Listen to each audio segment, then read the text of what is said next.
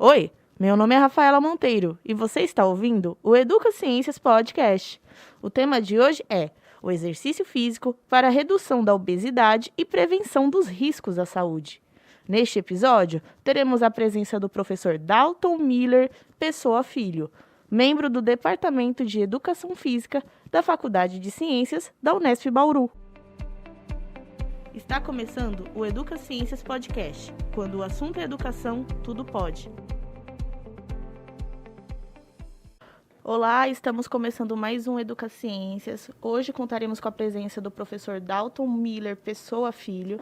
Ele é membro do Departamento de Educação Física da Faculdade de Ciências da Unesp Bauru e também já participou de uma live lá no canal do Educa Ciências, que foi ao ar no dia 26 de agosto. E o tema da live foi o exercício físico para a redução da obesidade e prevenção dos riscos à saúde. Por coincidência e também por nossa organização, o tema de hoje também é esse. E o professor vai retratar novamente sobre alguns temas que foram abordados durante a live. Seja muito bem-vindo, professor Dalton, ao Educa Ciências. Obrigado, Rafaela. É um prazer poder contribuir. É um tema de interesse público, não é? A obesidade e a saúde pública precisam estar bem sintonizadas, né?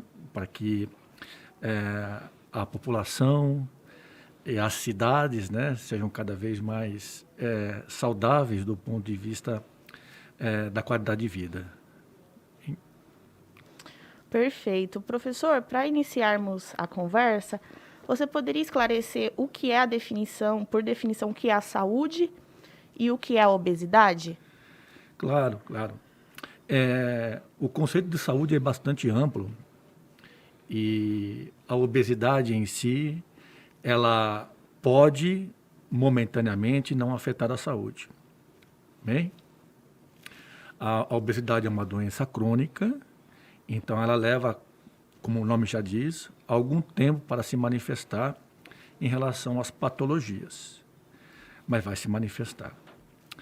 Então, a saúde, né? A saúde envolve os conceitos de qualidade de vida. E os conceitos de qualidade de vida não é só a questão fisiológica, mas a questão social e psicológica. Do ponto de vista da saúde física, nós temos a ausência de doenças, como um conceito mais abrangente. E é claro, a pessoa sendo obesa, mas não tendo doenças, ela é saudável. Claro. E o que seria as associações negativas associadas à obesidade? Então, a obesidade, né, ela vem naturalmente, né, de um crescimento dos nossos depósitos de gordura no corpo. Claro que os depósitos mais abundantes e expansíveis é o subcutâneo. Então, nós temos um grande reservatório de gordura subcutâneo, não é? Que nós chamamos de adipócito, mas não é só aí. Temos no sangue, temos em alguns órgãos, bem? Mas esse reservatório ele é grande e expansivo, não é? E ele causa, obviamente, todas as mudanças no formato corporal quando em excesso. Bem? Então, quando nós definimos a obesidade, não é? Nós temos alguns processos envolvidos, bem? E dentre eles nós temos aqueles que todo mundo está cansado de saber e se destacam, como por exemplo a falta de engajamento em uma atividade física, né, que nós chamamos de sedentarismo, seja ele ausência ou insuficiência, bem? E é claro, né, o excesso de ingestão, principalmente dos alimentos que nós chamamos industrializados, hein? Que contém uma grande quantidade de calorias, baixo valor nutricional, né? E que leva claramente, né, a um excesso, né, de acúmulo de caloria, ou seja, de energia, na forma de gordura. Chamamos o açúcar de caloria vazia, né? Porque tende a fornecer um baixo índice nutricional, né? A não ser a glicose, mas tem aí uma grande quantidade de caloria envolvida. Perfeito. Então, no caso, de forma mais direta, que a população já conhece, as consequências seriam a mudança corporal fisicamente no ser vivo, né? E também o aumento do consumo de produtos industrializados, o aumento da necessidade de se alimentar, né? A pessoa tende a comer mais também. E a questão do açúcar também, que você mencionou. Eu não sei se é uma necessidade, né? Mas sim um hábito, não é? Também, de se alimentar de forma compulsiva ou excessiva. Então, boa parte da reeducação alimentar, quando se trabalha com nutricionista, é entender que não é necessário tanto alimento assim, ou consumir o que é adequado ou ajustado ao seu ritmo corporal, a sua própria biologia. E aí nós temos, claro, né? Quando você tem uma grande ingestão, isso vai se acumular no corpo. Não é? Se você não gasta, isso vai se acumular de alguma forma. E nós temos alguns reservatórios eficientes de energia e outros reservatórios que não são tão eficientes, mas mantêm ao longo da vida. Então, por exemplo, a gordura em si subcutânea não é maléfica. Nós falamos que a gordura ela é um combustível para a vida toda, não é? Tá bem? Agora, algumas outras reservas de energia, como nós temos os aminoácidos e o glicogênio, esses são limitados ou fazem parte da nossa estrutura corporal. Então, usamos rápido ou usá-los não compensa porque vai destruir o corpo. Mas algumas mudanças antropométricas de medidas corporais, né, de circunferências, nós logo observamos, né? Tá bem? Logo observamos.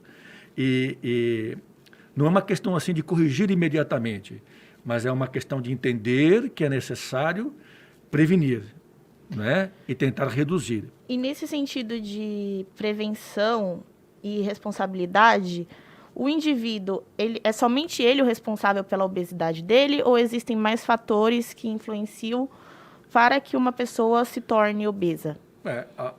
Algumas pessoas, né, uso de medicamentos, por exemplo, alguns medicamentos, as mulheres quando usam algum tipo de anticoncepcional, não é?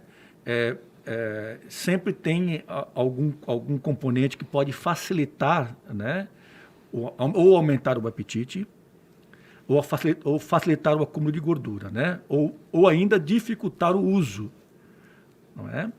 Então, não é à toa, por exemplo, que cada perfil corporal, né? Homens e mulheres, por exemplo, né? Homens têm facilidade de acúmulo na região da cintura e mulheres na região do quadril, não é? Isso não é à toa, ou seja, aquele local é o local que mais facilmente acumula, quer dizer, o corpo dá preferência por acumular lá, e é o que mais tem dificuldade de perder, porque o corpo resiste em remover dali a gordura. É o último local. É o primeiro a guardar e o último a tirar. Porque é uma tendência do corpo da mulher, né? E cada mulher também tem uma tendência diferente entre si. Tá bem? Beleza. Bem? E nesse sentido de ter o fator, né, corporal influenciar, ser homem, o gênero, né, influenciar, a predisposição genética, ela existe para o fator da obesidade? Por exemplo, se você tem pais que são obesos e você tem tendência a se tornar um obeso também pela questão genética ou somente pela questão de influência comportamental?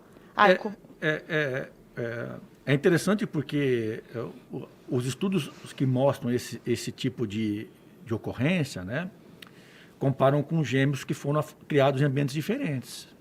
Também. Então, enquanto um com um ambiente favorável se tornou obeso, o outro com um ambiente mais controlado não se tornou. Não é? Então, claramente vai uma questão de hábito, é o ponto mais forte em si. É o ponto mais forte em si.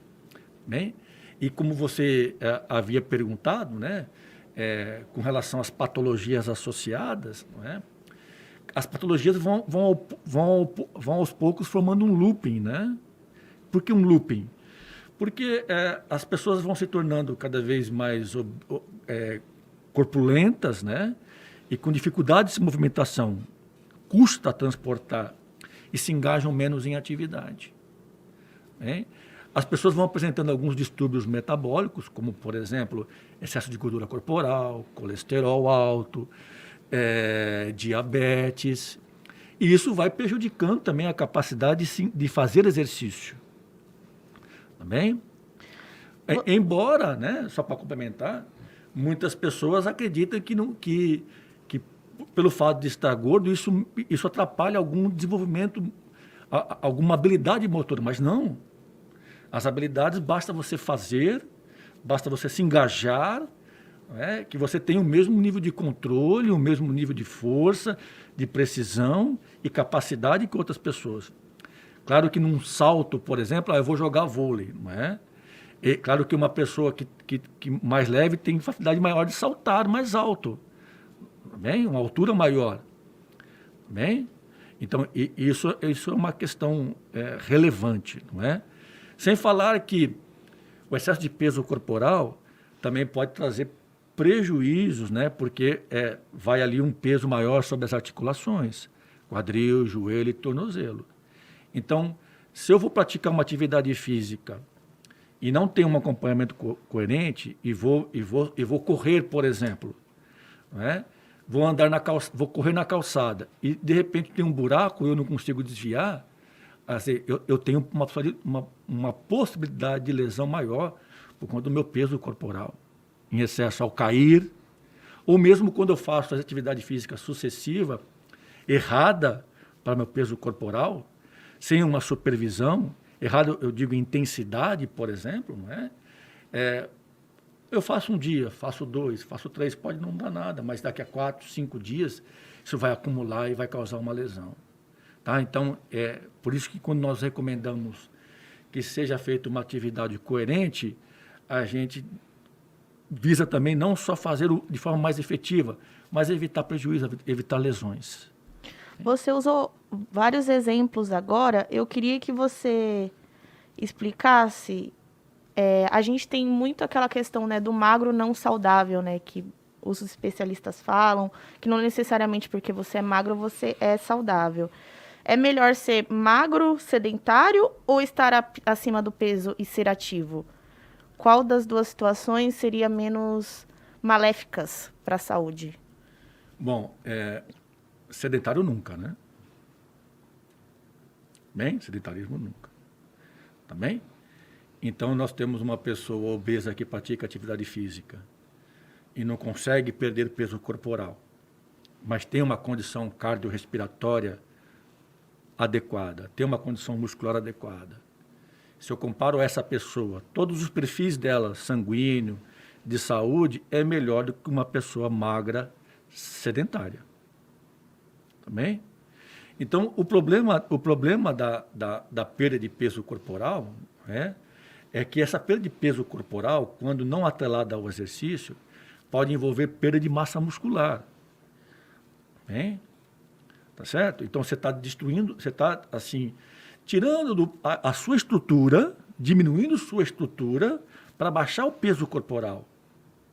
Então, você vai diminuir medidas, claro, mas você está perdendo massa muscular, que, aliás, é o que mais pesa. Bem? Bem? Então, por exemplo, se a gente pega, por exemplo, um fisiculturista e vai olhar para o peso dele, ele tem mais de 170 quilos, 150, 170 quilos. Então, a questão do peso é o que menos interessa. Então, quando a gente faz algum tipo de intervenção, algum programa de exercício visando a obesidade, a gente visa condicionamento. E à medida que a gente condiciona, a pessoa melhora toda a qualidade estrutural dela. Pode até ganhar peso, né? Mas vai se sentir melhor e vai perceber que está diminuindo suas medidas, apesar de estar ganhando peso. Né? Então, Então, você veja como essa relação entre magro e saudável e entre pesado e saudável, tem bastante coisas aí envolvidas. perfeito, professor. Hoje em dia a gente fala bastante, né? Existe o movimento Corpo Livre, que é aquela quebra de estereótipo estético em relação à magreza. Então, pelo que você está me explicando, é possível uma pessoa não estar dentro de um padrão estético e ainda assim ser saudável e ser ativo, apesar de estar acima do peso considerado ideal, contanto que ela desenvolva atividade física e consiga desenvolver massa muscular também. Exato. Nós temos, né, com relação aos maiores problemas relacionados à obesidade, e não só com relação à obesidade, mas também a cardiopatias, nós temos um índice chamado aptidão cardiorrespiratória. Bem? Se essa aptidão cardiorrespiratória estiver dentro dos padrões de normalidade, bem, isso é sinal que a pessoa se mantém ativo. Isso é sinal também que muitos dos índices relacionados a patologias, como, por exemplo, diabetes, como, por exemplo, colesterol, estarão controlados. Retirando a pessoa da zona de risco, ou pelo menos retardando que ela chegue rápido à zona de risco. Isso é o que nós chamamos de obesidade saudável. Bem, é claro, né? Se ela se manter ativa, né? Bem, fugir do sedentarismo, é bem possível que ela tenha ali uma vida saudável, mesmo do ponto de vista clínico, né, da avaliação clínica. Tá bom? Então, isso é muito importante a gente estar salientando. E por que a gente salienta isso? Porque não tem que se desesperar em perder peso. Né? Você tem que correr, né, correr que eu digo, se apressar para ser uma pessoa ativa. Bem? Consequentemente, né, com o grau de engajamento e depois o controle nutricional, ao longo do tempo é natural que isso aconteça. É natural que você venha a perder peso. É natural que suas medidas venham a se reduzir. Se você passa a ter isso como regularidade. Bem? Mas que a perda de peso através do exercício e do controle nutricional, que nós chamamos de ajustado, é rápido? Não é rápido. Não é rápido. As perdas de 3 a 5 quilos vão demorar aí pelo menos 3 meses ou mais para acontecer. De 12 a 16 semanas de atividade física e controle nutricional corretos, ajustados. Bem? Então, quer dizer, para quem espera velocidade, não é a melhor estratégia, velocidade, bem? Porque isso leva fatalmente a um reganho rápido. Quando eu perco muito rapidamente, eu tenho um reganho rápido, tá bem? O que é esse reganho rápido? É o efeito sanfona. Bem? Alguns atletas, por exemplo, que estão acima do peso, fazem esse tipo de estratégia, né, de perda de peso corporal antes de uma competição, principalmente lutadores. Lutadores. E eles acabam no dia seguinte voltando ao peso normal. Quer dizer, em menos de 24 horas. Interessante, professor. Então, nesse caso, o efeito sanfona, ele é uma consequência dessa necessidade, dessa vontade das pessoas emagrecerem rápido, né? Mas como é que elas poderiam evitar esse processo, né? Porque é algo que acontece tão cotidianamente, né? Você vê todo dia alguma mulher, algum homem reclamar sobre o efeito sanfona. Nossa, tinha conseguido emagrecer, agora já engordei de novo. E às vezes a pessoa não tem uma noção do que pode causar, né? No caso, né? O que causa o efeito sanfona? Geralmente as perdas de peso muito rápidas em curto período de tempo, né? Em que a pessoa não tem uma supervisão de um profissional.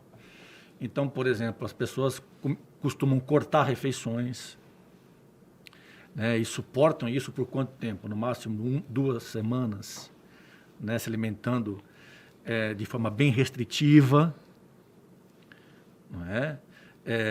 Com alimentos que não contêm todo o rol nutricional adequado, se concentra em alguns nutrientes, vou comer só salada, por exemplo, Sim. tá bem? Ou fazer só sopa, não é? É o que mais vê na Vou internet. vou tomar só água, tá bem? Vou cortar carboidrato, tá? Então, e fazem isso, algumas coisas precisam ser cortadas realmente, mas não drasticamente. Por isso que demora-se para ter uma perda efetiva. Quando eu demoro para ter uma perda, ela é efetiva, não retorna. Só se eu parar mesmo com a minha nutrição e se eu parar com o meu exercício, aí eu vou ganhar novamente. Tá bem? Mas quando eu faço uma perda de peso muito violenta e muito rápida, bem, basta eu apenas voltar ao meu habitual, que eu já volto a ter o mesmo peso. Agora que você tocou nesse assunto em relação à alimentação, eu lembro que na live você e a sua convidada abordaram também a diferença entre dieta e o processo de reeducação alimentar, né? E eu lembro dela ter comentado sobre que dieta não é isso que não é somente essas dietas malucas que há na internet, né? Para fazer dieta da água, da salada, vou ficar uma semana só comendo, me alimentando desse tipo de coisa. Aí eu queria que você trouxesse para a gente a diferença mesmo e a definição da dieta e do processo de educação alimentar, para quem ainda não assistiu a sua live. Pois bem, né? Na verdade, o conceito de dieta, ele vale tanto popularmente como cientificamente. Tá? Para nós, em termos científicos, a dieta é algo que tenha um controle nutricional e calórico, ajustado a cada pessoa.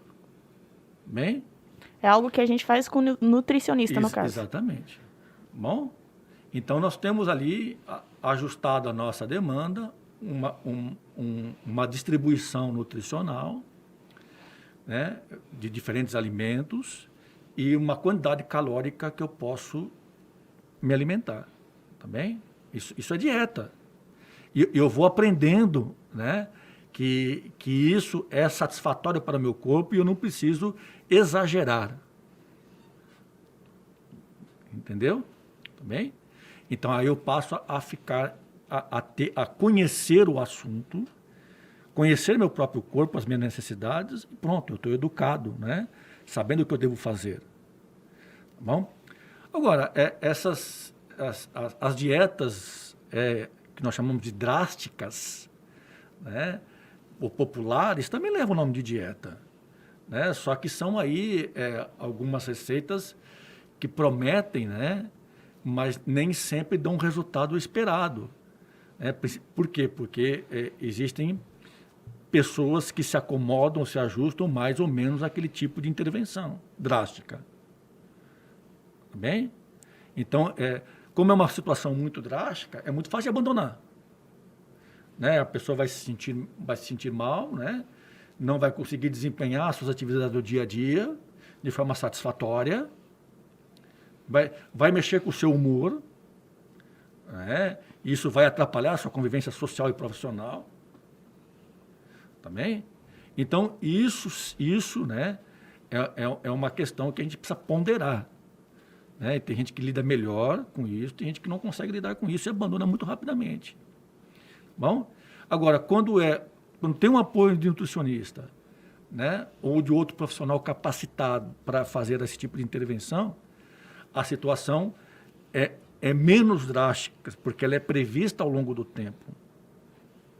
Bem? Claro, e no caso, a reeducação alimentar, ela seria a dieta ideal, no caso. Ou a dieta certa, né, a dieta indicada por nutricionista, é diferente da reeducação alimentar? A reeducação alimentar é um processo que vem junto com a dieta. Ah, perfeito. Tá bem? Bem?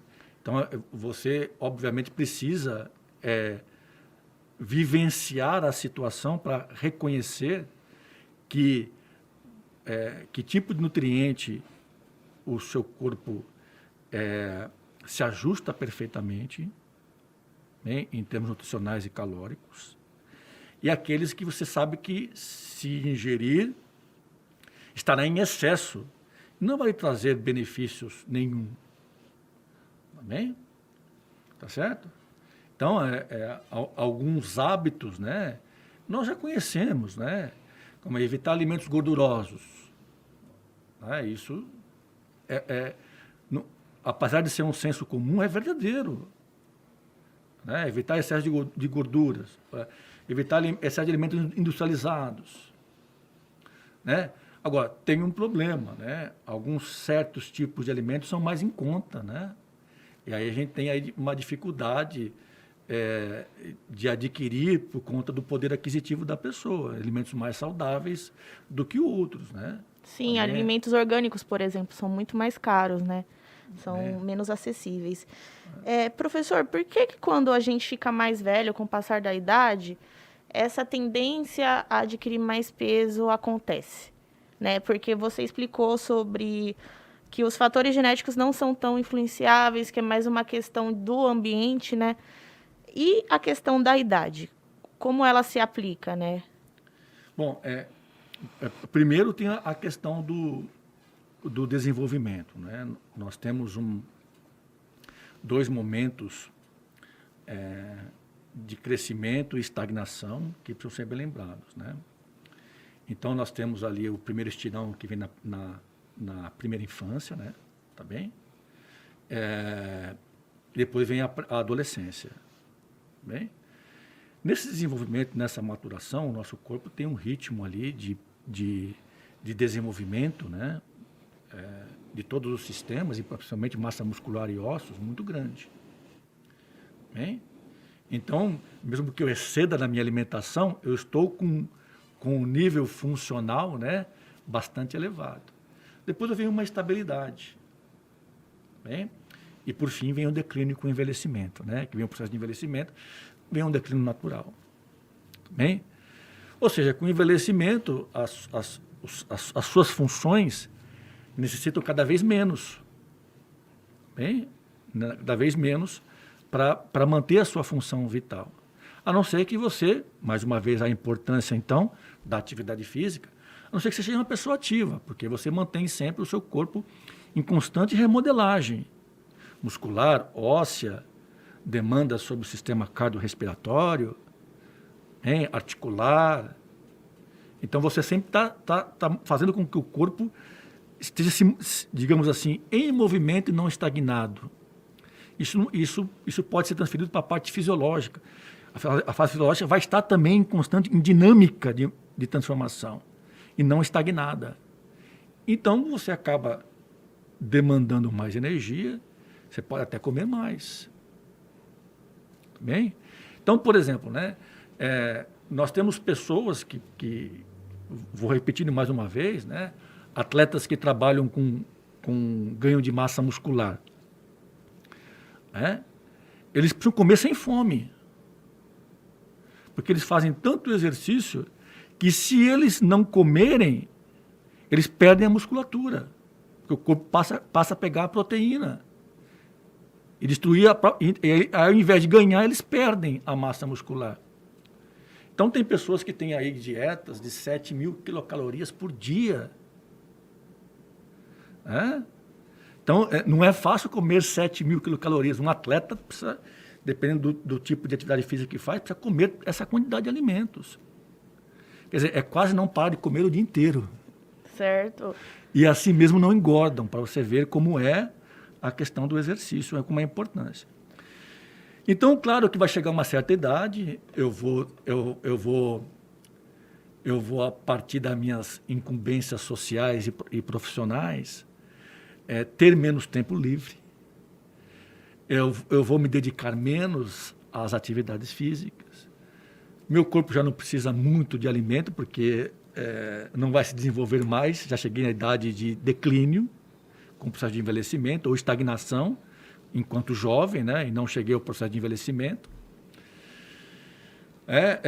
Geralmente, ali, a partir dos 25 aos 35 anos, nós temos uma estagnação, né? A partir dos 40, nós já temos o declínio.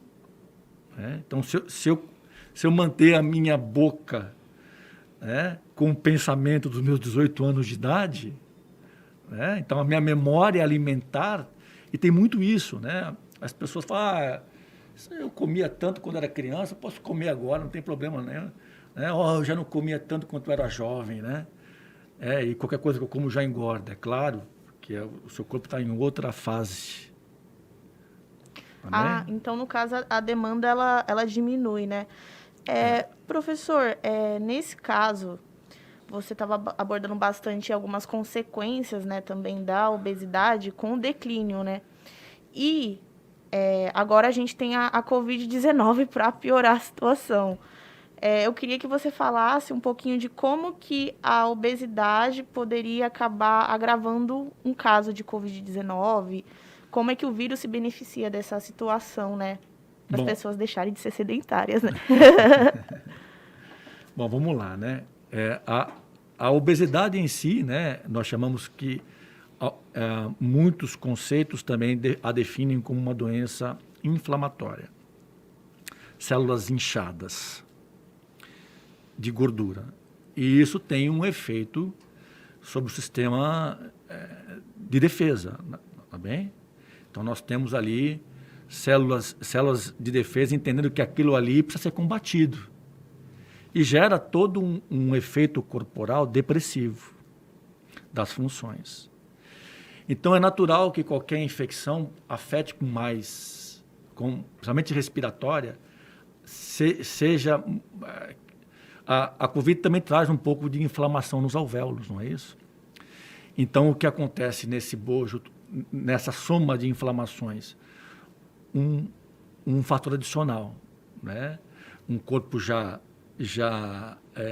com a função bem debilitada por conta da obesidade, né? Que é um estado inflamatório das células, que afeta e deprime as funções corporais. Vem ali uma patologia que tem um rápido poder de inflamação de todo o sistema alveolar. Hein? Então, isso acaba sendo bastante difícil. Tá? Acaba se somando e maximizando os efeitos, né, principais da Covid, que é aí a grande inflamação do pulmonar, né? Levando aí a uma dificuldade enorme, né, da função pulmonar em fazer o seu papel, que são as trocas gasosas. Não é?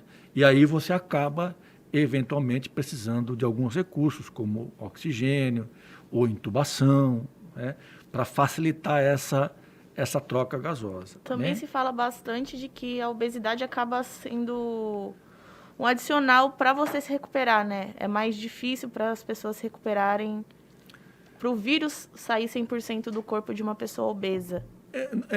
Na verdade, né, os estudos ainda estão caminhando nesse sentido. Certo. Né? Nós sabemos que todas as pessoas que têm são acometidos com uma gravidade maior pela Covid, né? Todos esses têm uma dificuldade enorme de retornar. Tá bem? Agora, comentam sobre, especulam-se que especulação por quê? Porque ainda falta mais dados científicos, que o obeso tenha uma dificuldade acrescentada, né, pelo estado condicional inflamatório anterior. Não é? Então, já pelas debilidades anteriores, ele vai ter uma dificuldade maior de se reabilitar e voltar ao seu estado normal. Tá bem? Então, essa aqui é... Bom, tem outras coisas, né? Por exemplo, para um obeso que tem um excesso mesmo de obesidade, né? Nós chamamos ali acima, por exemplo, de 30% de gordura corporal, bem? 30%, 35% de gordura corporal, ele tem um custo de locomoção muito grande. Então, custa movimentar o corpo. Então, algumas pessoas são tão obesas que não conseguem sequer levantar. Ele não tem força na perna o suficiente para levantar as pernas, não tem força suficiente para sustentar o corpo em pé. Alguns obesos um pouco mais moderados não conseguem correr, porque mal conseguem andar. Quer dizer, as forças na perna permitem que andem, mas andem muito devagar. Tá bem? Então, esse esforço maior, né, por conta do peso, tudo é pago com energia. Bem? Então, se a pessoa tem debilidade em produzir energia, vai ter dificuldade, então, de se recuperar. Para uma pessoa sair da estagnação, né? Quais seriam as recomendações gerais do guia de atividade física para uma pessoa comum começar a se movimentar ou tentar sair do estado de obesidade, minimamente, assim, professor? Bom, em geral, nós precisamos de 30 minutos diários de atividade física. Bem? Então, e aí, se nós fizermos isso por 5 vezes na semana, nós vamos atingir um ponto que seria o ponto de corte de uma pessoa ativa e não ativa, que são 150 minutos por semana de atividade física. O que envolve aí, atividade física envolve tanto exercícios convencionais, como correr, andar de bicicleta, nadar, como as atividades esportivas. Que são os chamados exercícios físicos, né? Que são mais direcionados. As atividades físicas incluem aí a recreação, né? Tá bom? Inclui a recreação, que também pode incluir algum tipo de esporte mais adaptado. Então, eu não posso jogar bola num campo profissional, mas posso jogar numa quadra improvisada com os meus amigos. Não estou jogando em número razoável, né? Estou numa quadra, normalmente teriam que ser 5 e 5, mas tem mais gente. Porque estamos a brincar. Então, claro que eu vou me movimentar menos, mas já estou me movimentando. Bem? Então, essas são as atividades físicas, em geral. Então, as pessoas precisam aprender a se movimentar mais. Tá bem? Se movimentar mais. Algumas cidades facilitam isso, né? Com alguns corredores verdes nas cidades, para que as pessoas consigam se deslocar por esses corredores de bicicleta ou a pé. Também. Claro. E aí nós temos o papel importante, né, dos centros urbanos em estimular essa atividade física, né, em gerar locais, espaços que facilitem essas atividades físicas. E também, né, que no seu entorno seja ofertada uma alimentação mais saudável. Não adianta ter ali um bar, né, depois da atividade física, com alguns petiscos, né? Sim, com excesso de gordura, a parte de ter acesso a um espaço é questão de cobrar os órgãos públicos. Agora, controlar a alimentação é a gente, né, professor? Pois é, né? Então, as pessoas também... É claro que não dá para ter 100% de um ambiente adequado, mas as pessoas procurarem, né, após uma atividade física, tomar, por exemplo, um suco de fruta, por exemplo, né, é muito mais saudável do que, depois de uma atividade física, tomar um refrigerante, não é? Claro. Tá bem? E você explicou, né, que a atividade física é se movimentar. E a definição de exercício físico? E também, eu queria acrescentar, né, juntar essa questão, qual seria o melhor exercício físico para quem está procurando perder peso, né? Muito bem, né? Vamos lá. O exercício físico em si, ele possui regras. Bem? Então, ele é planejado, organizado. Bem? Eu posso correr de forma lúdica? Posso, né? Tudo bem? Ela é uma atividade física ou um exercício? Vamos lá, né? Se eu estou correndo ali com os meus colegas, né? E ali eu tenho um colega, eu sou a pessoa com mais excesso de peso. E o meu colega é magrinho. Eu posso estar no ritmo adequado, mas ele não. Tá bem? Bem. Agora, se eu tenho alguma regra, né? Eu tenho um programa a ser cumprido. Então, eu tenho ali um tempo para fazer por quilômetro. Tá bem? Eu tenho que cumprir pelo menos X quilômetros. Bem? Então, há uma regra, há uma organização, há um plano a ser feito. Isso, né, eu tenho que fazer um aquecimento antes, um aquecimento depois. Então, nesse plano, eu apresento exercícios, que é exercícios de flexibilidade, exercícios cardiorrespiratórios. Né? Nesse caso, eu usei, por exemplo, a corrida como cardiorrespiratório. Para alongamento, usei, para a flexibilidade, usei o alongamento. Mas todos eles com uma quantidade prevista e planejada anteriormente. Tá bom? Então, o exercício apresenta regras para ser feito. Bom? Agora, é claro que quando eu estou fazendo, por exemplo, um jogo de peteca, né? Eu estou fazendo exercícios para o quê? Estou saltando, fazendo exercícios para as pernas, eu estou fazendo exercício, eu estou batendo com a raquete, eu estou fazendo exercício para os braços, também, tá certo? Eu corro para lá e para cá, então eu trabalho minha agilidade em busca da bolinha, bem? Então eu tenho várias tarefas inseridas que combinadas geram aquele tipo de esporte, tá bom? Bem? Agora, quando eu estou ali numa forma recreacional, né? Se a bolinha cair, pouco importa, tá bem? Se eu não for na bola, pouco importa, né? E para quem está começando... Não tem muita regra, né? Tá bom? E para quem está começando, como é que é possível identificar a intensidade do exercício físico, né? Principalmente para essas pessoas que estão muito tempo parada e aí quando volta, faz exercício um dia e acha, meu Deus, meu corpo tá quebrado, nossa, foi demais. Só que às vezes não, né? Tem aquela questão que, tava muito tempo parado, o corpo vai sentir, né? Como faz para a pessoa começar a identificar se a intensidade ela tá adequada ou não? Muito bem, né? Então, nós temos algumas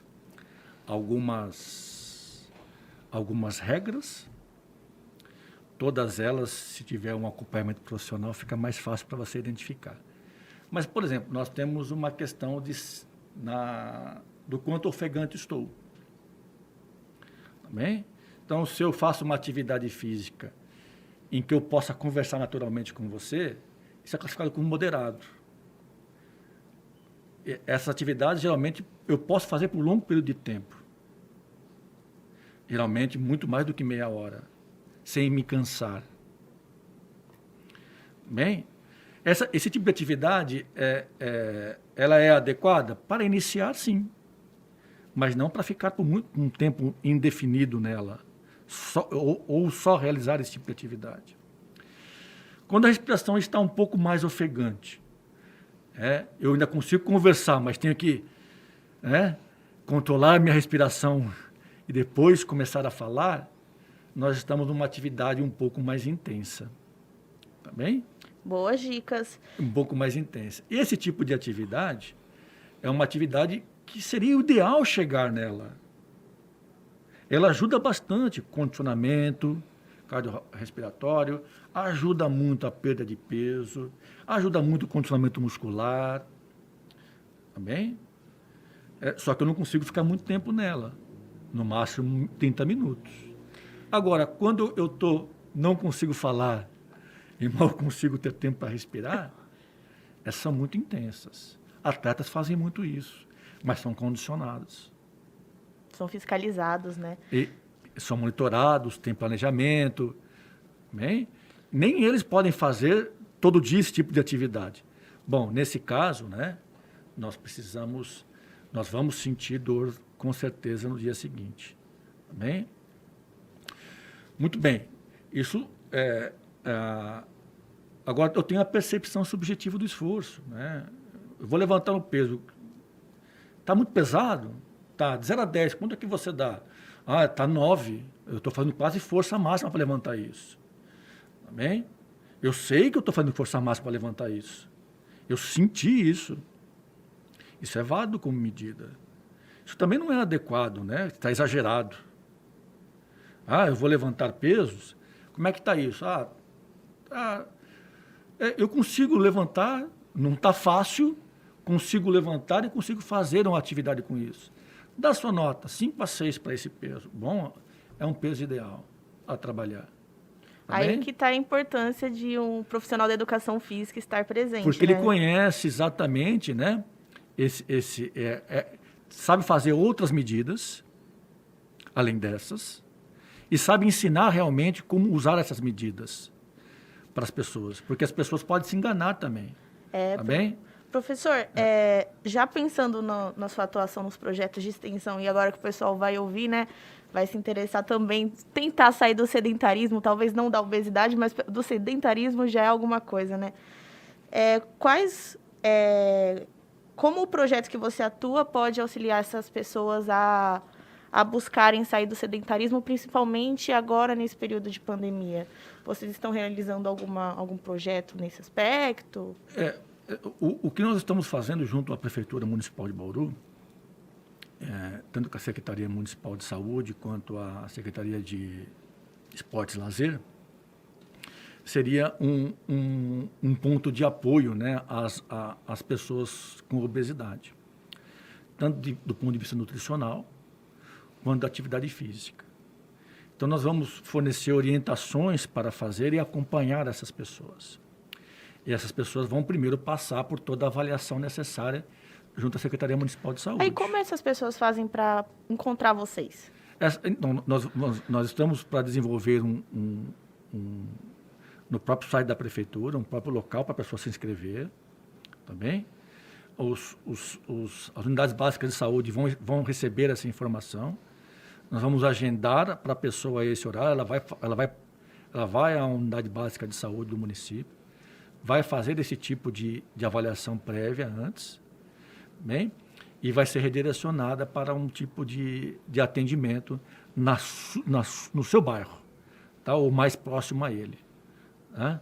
O ideal é que nós tenhamos postos distribuídos na cidade, onde a pessoa possa ir a pé, tá bem? Do seu bairro para frequentar esse local. Perfeito. Tá bem? Então, você aí que está ouvindo já sabe que uma hora você vai encontrar algum postinho e não vai ter desculpa para fugir do professor Dalton, né, professor?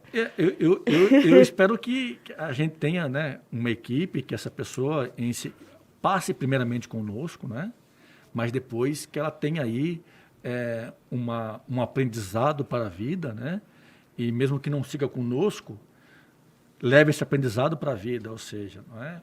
Procure sempre que possível, né? Claro que nós temos ao longo do nosso dia a dia, né, do nosso cotidiano, muitas demandas, né?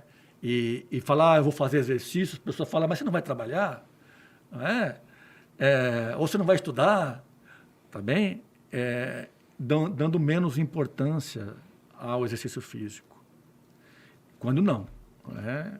Isso deve vir de um apoio familiar, bem? De um horário regrado. Claro que a pessoa sai do compromisso profissional, depois tem seus compromissos domésticos, familiares. Tem muitos fatores envolvidos no dia a dia que queimam o nosso tempo, né? Queimam no sentido que demandam nossa atenção, né? E a gente acaba falando, hoje não dá tempo de fazer. Também? Isso é natural, isso ocorre.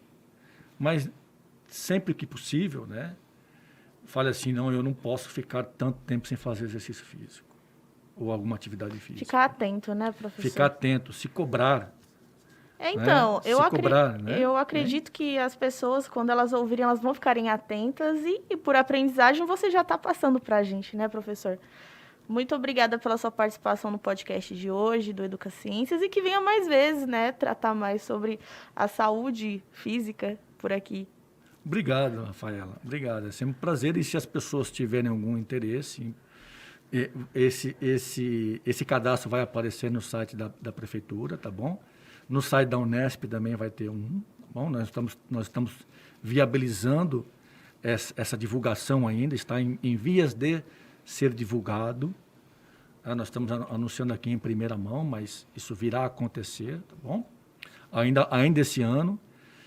Não aconteceu ainda por causa da pandemia, né? Que a gente não podia ter muito movimento no dia de público, né? Agora, com as regras mais flexíveis, a gente consegue manter um bom grupo, né, de pessoas, atender um bom grupo de pessoas. Tá? E se as pessoas quiserem algum contato, né, é só ir no Departamento de Educação Física, procurar pelo meu nome, que vai estar lá. É isso aí, gente. Já sabem onde achar o professor. Obrigadão, professor. Eu que agradeço. Este episódio chega ao fim. Agradecemos a presença do professor Dalton Miller Pessoa Filho. Agradecemos também o Jornal da Cidade por ceder o estúdio para a gravação do podcast. Agradecemos aos ouvintes pela companhia até aqui. Fiquem ligados nas nossas redes sociais, no Instagram, @educa.ciências e no Facebook, Educa Ciências, tudo junto. A realização desse episódio teve a apresentação de Rafaela Monteiro, produção de Vinícius Nascimento e João Mota e captação de áudio e edição por Rian Darcy. Este podcast é uma realização da Faculdade de Ciências da Unesp Bauru com o Jornal da Cidade.